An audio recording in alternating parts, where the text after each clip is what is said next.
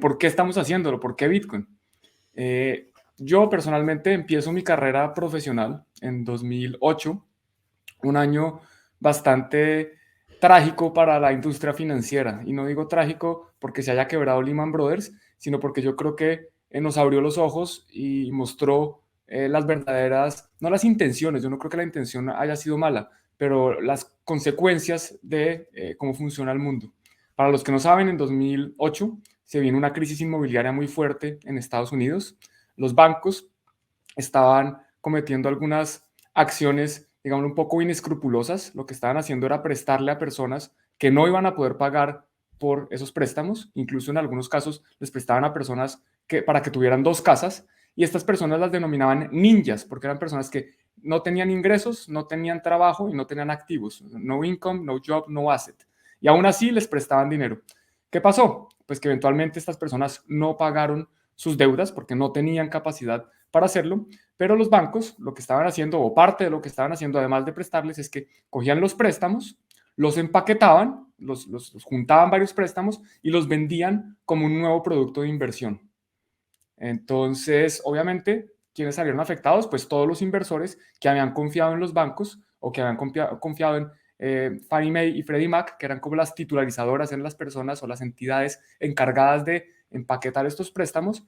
Se los vendían a inversionistas como si fuera AAA, y pues al final estos no eran productos AAA. El mundo cambió a partir de ese momento. Los bancos centrales tuvieron que reaccionar para salvar a la banca comercial, y lo hicieron como mejor lo saben hacer, imprimiendo dinero. Ellos lo que hicieron fue, bueno, vamos a generar dinero, vamos a crear dinero de la nada para salvar a los bancos comerciales y que no se quiebren, para que no haya un riesgo sistémico. Ellos asumían que los grandes bancos, incluso hay una película que se llama Too Big to Fail, eran muy grandes para dejarlos fallar. Si fallaba alguno de estos bancos, pues podía causar un efecto más grande.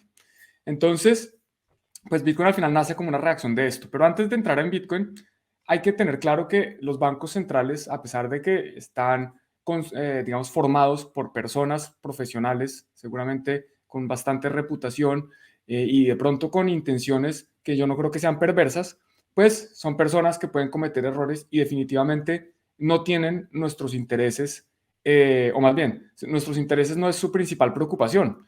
Incluso lo que estamos viendo recientemente con la Reserva Federal, y lo han hecho público, es que ellos están subiendo tasas hasta que algo se rompa.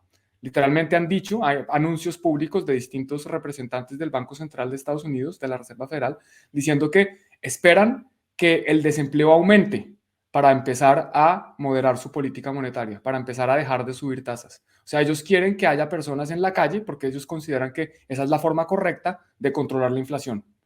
Esto pues es importante tenerlo en cuenta porque muchas personas piensan que los gobiernos están para defendernos, están para protegernos, y en realidad no. En realidad ellos quieren es proteger sus propios intereses, quieren es mantener su posición de poder, y esto hay que dejarlo claro. Y por otro lado, ya los bancos centrales han dejado claro que se vienen las CBDCs. CBDC significa Central Bank Digital Currency, o moneda digital emitida por un banco central. De acuerdo con un informe del Banco Internacional de Pagos, bueno, aquí lo llamamos así, el Banco Internacional de Pagos es en español, en inglés sería el Bank for International Settlement.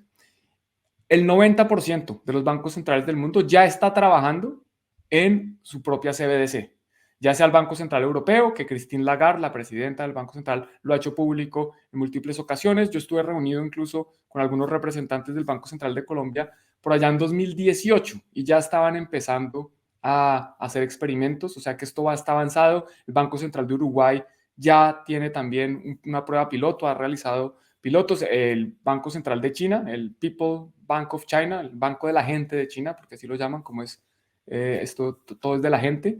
Entonces este banco ya tiene una prueba donde hay más de 100 millones de personas que han utilizado esta CBDC. Y las CBDCs, a pesar de que algunos piensan que se parecen a Bitcoin porque es un dinero digital, es un activo que yo puedo transferir, digámoslo así, sin fronteras o de forma digital, sin que pedirle permiso a nadie, bueno, pues eso de sin pedirle permiso a nadie no es tan cierto, porque el Banco de China, por ejemplo, ¿qué ha hecho? Ha impuesto algunas condiciones para que algunas personas puedan acceder y otras no puedan acceder a esta moneda. Para que adicionalmente la moneda, como es programable, como todo es digital, ya no podemos esconderla debajo del colchón, sino que ahora tenemos que tenerla de forma digital y pierde valor en el tiempo. Tiene fecha de vencimiento. Si yo no consumo el dinero antes de una fecha, pues lo pierdo. Esto con el incentivo de, bueno, pues mover el consumo que la gente esté consumiendo.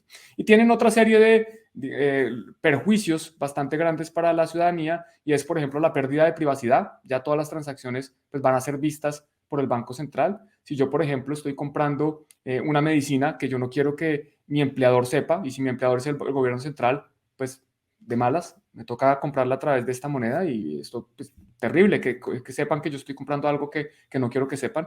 O peor aún, que estoy haciendo una donación a un partido de la oposición, siendo completamente legítimo. Si yo estoy en una democracia y considero que la oposición está más alineada con mis principios y con lo que yo quiero para el futuro de mi país, pues debería estar en capacidad de hacer donaciones. Bueno, con la CBC eso puede tener consecuencias graves. Entonces perdemos privacidad, el gobierno va a tener control para bloquear transacciones, para reversar transacciones, para bloquear por completo cuentas y es terrible lo que se viene.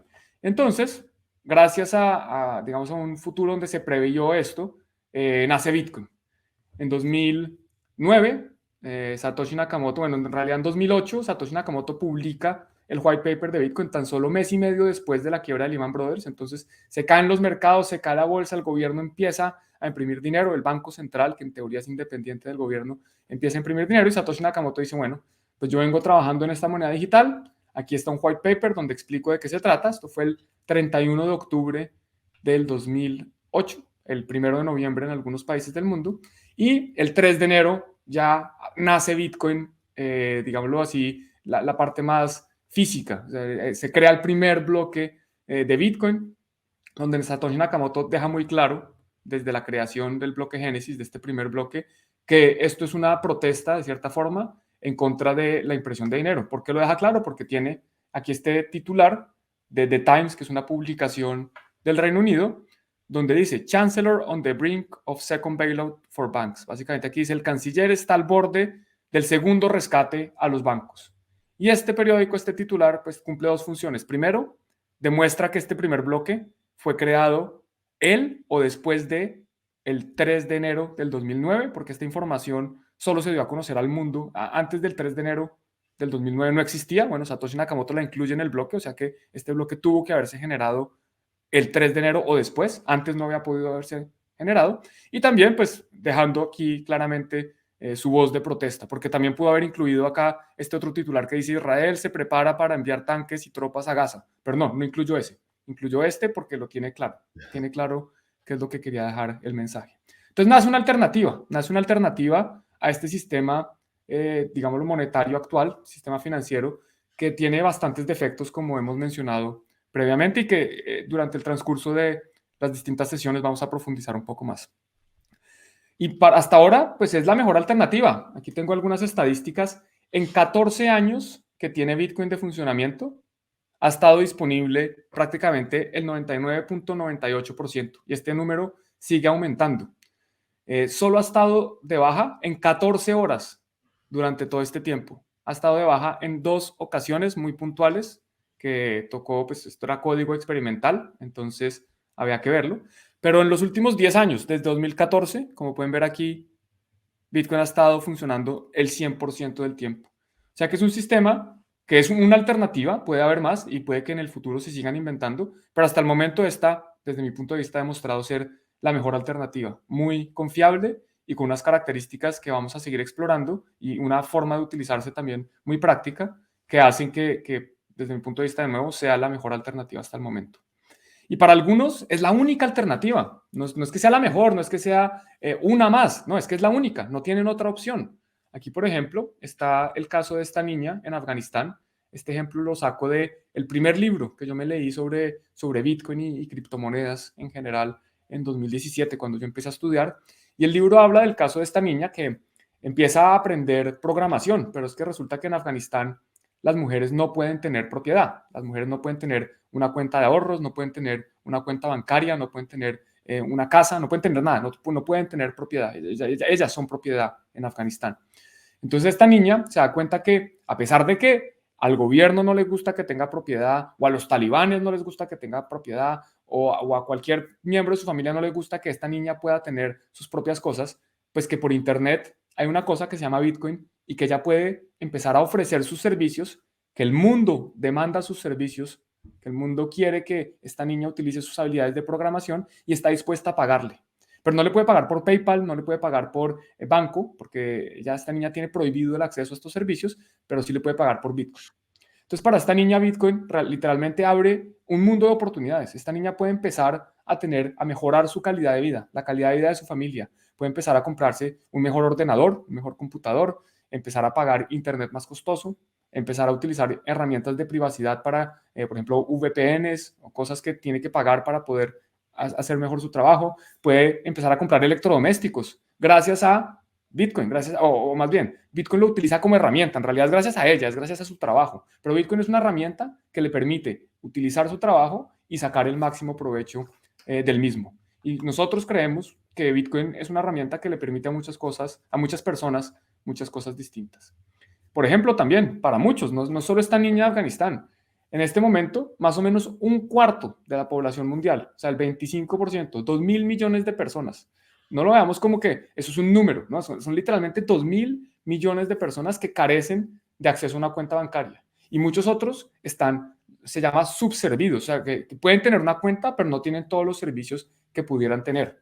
Y para muchos otros, además, les toca incurrir en unos costos altísimos para ir al banco. Yo he estado en África antes de irme a hacer mi MBA en Londres, estuve en África, las distancias en África son grandísimas, para los que no saben, como dato curioso, el continente africano es mucho más grande de lo que se muestra en el mapa mundial que conocemos, eso es otra de las grandes mentiras que nos han metido desde chiquitos, pero bueno, el punto es que en África hay personas que tienen que, solo para ir al banco, a la oficina bancaria, tienen que comunicarse o tienen que transportarse por horas, y esto pues es completamente ridículo que en el siglo XXI tengamos que hacerlo. Bitcoin les permite la posibilidad de empezar a tener su propia cuenta bancaria en el bolsillo o en la cabeza. Pueden empezar a recibir valor, pueden almacenar valor, pueden enviarlo a cualquier lugar del mundo sin tener que pedirle permiso a nadie, sin tener que demostrar su identidad, sin importar en qué lugar del mundo estén. No importa si eres rico o pobre o negro o blanco o mujer o hombre o cualquier otra forma de diferenciarnos. No importa, para Bitcoin todos somos iguales. Un perro puede tener Bitcoin si sabe utilizarlo. Difícil que aprenda, pero podría. Entonces Bitcoin permite eso, permite el acceso a personas que hoy desafortunadamente pues no lo tienen. Y de pronto en Occidente vemos esto como muy lejano, pero a mí me tocó vivirlo en carne propia y de verdad que esto es transformador. También es una alternativa a lo que hablábamos, de los bancos centrales imprimiendo dinero, pues en principio en Estados Unidos, digamos que no afectó tanto a la población, salvó a los bancos y pues muchas personas perdieron dinero. Se viene ahorita lo que estamos viendo de la inflación, tanto en Europa como en Estados Unidos llegó, en Europa todavía no se ha bajado tanto, en el Reino Unido o por ejemplo en Holanda llegó a estar el 17%, en Estados Unidos llegó a superar el 9% y en otros países es mucho más grave. Aquí a la izquierda tenemos una foto donde vemos que el dinero prácticamente es basura, está en la calle porque nadie le interesa tener esos billetes de papel.